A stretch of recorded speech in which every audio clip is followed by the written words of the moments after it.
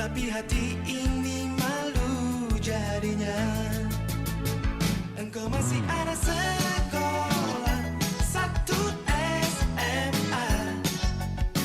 Belum tepat waktu tuh begitu begini. Anak sekolah datang kembali 2 atau 3 tahun lagi. Salam matematika mudah.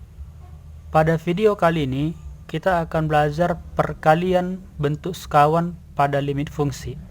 Secara umum bentuk sekawan pada limit fungsi itu ada dua. Yang pertama dia adalah saya buat seperti ini, A kurang B dikali A tambah B. Intinya ada dua ya. Yang pertama dikurang yang kedua dikali yang pertama tambah kedua. Sekawan itu gitu, angkanya sama tetapi tandanya beda. Jadi tandanya saja beda, sehingga kalau sekawan itu dikalikan, mengalikan itu kan satu per satu ya. Jadi A kali A, maka diperoleh A kuadrat. Kemudian A kali B berarti tambah AB gitu ya. Kemudian minus B kali A itu sama juga dengan minus AB. Kemudian minus B kali B sama juga itu dengan minus B kuadrat, sehingga diperolehlah hasilnya A kuadrat kurang B kuadrat. Artinya dalam perkalian sekawan hasilnya langsung kuadrat yang pertama dikurang kuadrat yang kedua, seperti itu ya.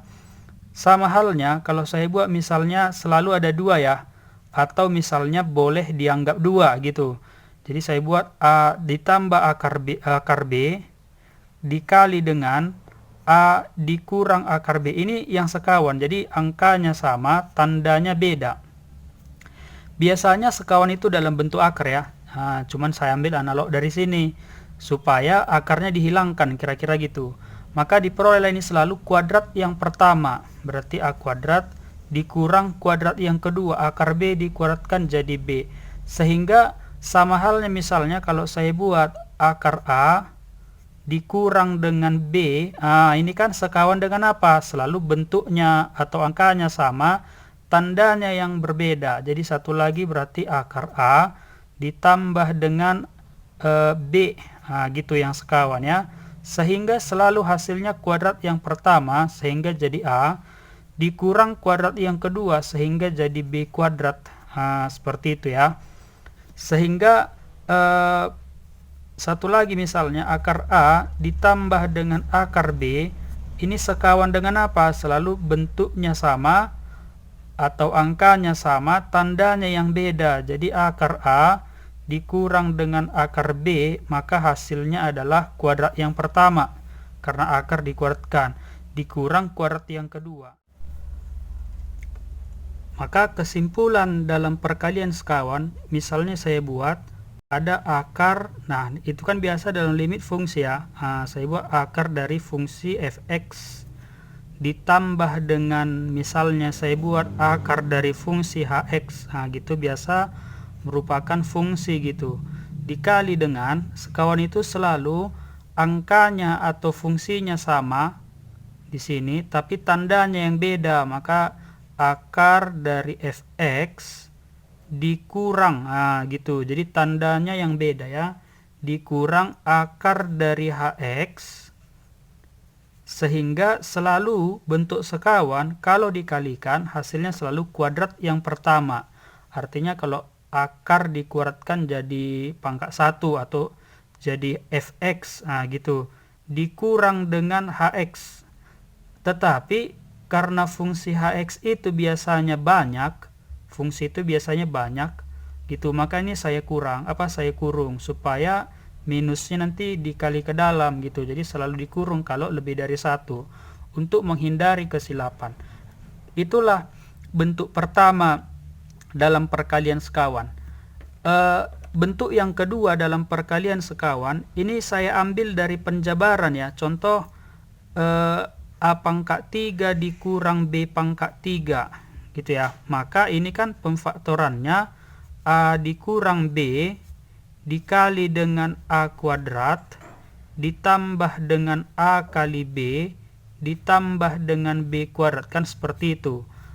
Saya buat aja di sini dari penjabaran atau pemfaktoran A pangkat 3 kurang B pangkat 3. Saya ambil gitu, saya ambil A pangkat 3 itu sebagai X dan saya ambil B pangkat 3 itu sebagai Y. Nah, maka diperoleh A ini itu menjadi akar pangkat 3 dari X, kan seperti itu. Kemudian B ini maka menjadi akar pangkat 3 dari Y, kan seperti itu ya. Sehingga kalaulah saya ambil ke sini A kurang B gitu ya, saya ambil dari sini, tetap kita dari sini A kurang B, berarti nanti akar pangkat 3 dari X gitu, dikurang akar pangkat 3 dari Y gitu ya. Kalau muncul misalnya dalam bentuk pangkat 3, sekawannya apa? Ingat, tujuan mengalihkan sekawan supaya tidak bentuk akar. Ini pangkat sepertiga, jadi kalau ada X pangkat sepertiga harus dikali berapa supaya pangkat 1? Maka harus kali 2/3, kan gitu ya, supaya nanti hasilnya pangkat dijumlah sepertiga ditambah dengan 2/3 sehingga diperoleh X pangkat 1, kan gitu ya. Artinya ini dia sekawannya tuh. Jadi A kuadrat, berarti ini dikuratkan akar pangkat 3 dari X kuadrat. Kemudian ditambah A kali B, maka jadi akar pangkat 3 dari X itu A-nya. Kemudian akar pangkat 3 dari Y itu B-nya. Sehingga kan kalau akar pangkat 3 dari A, misalnya saya buat akar pangkat 3 dari B, ini kan sama artinya dengan akar pangkat 3 dari ini disatukan. Gitu. Maka ini saya satukan akar pangkat 3 dari X kali Y. Ditambah dengan, atau misalnya gini, kalau ini akar pangkat 3 dari A, akar pangkat 2 dari B, menyatukan kemana? Jadi ini sepertiga, ini 1/2, sepertiga dengan 1/2, KPK-nya 1/6. Maka saya buatlah ini 1/6. Supaya 1/6, sepertiga ini sama dengan 2/6, sama ya, 2/6 sepertiga. Setengah itu sama dengan 3/6, jadi saya buat gini, itu menyatukan, harus sama dia pangkatnya. Kemudian satu lagi B kuadrat, berarti akar pangkat 3 dari Y kuadrat. Itulah hasil penjabaran, sehingga kalaulah dikalikan, ini ya, kalau dikalikan A kurang B dikali ini semua sekawannya, maka hasilnya pangkat 3 dikurang pangkat 3, yang artinya adalah X dikurang dengan Y. Tujuannya menghilangkan bentuk akar.